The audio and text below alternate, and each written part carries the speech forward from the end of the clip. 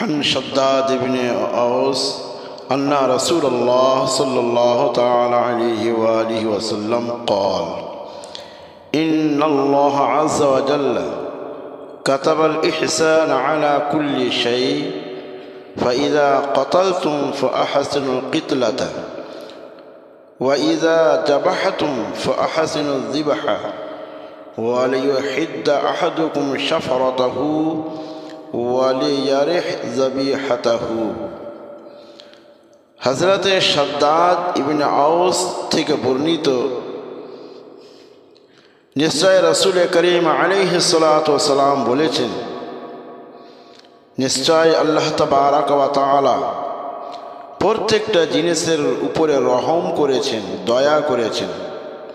অতএব কোনো মানুষ যদি কেউকে হত্যা করে, শরীয়তে সেটা জায়েজ নয়, কিন্তু বিনা কারণে যদি হত্যা করে তাহলে যেন হত্যা করার সময় কষ্ট না দেয়।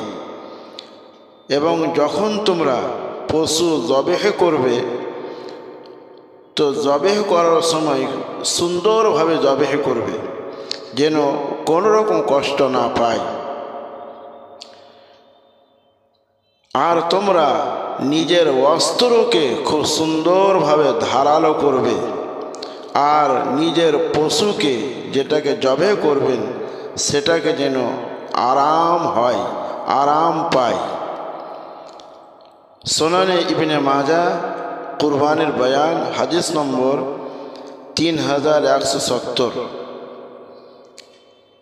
দেখবেন কতগুলো মানুষ শুধু গরুটা জবে করা হলো, এখনো ঠান্ডা হয়নি, আর পায়ের খালগুলো কাটতে লেগে গেল, এই বলে যে যত তাড়াতাড়ি কাটবো দমটা যাবে না।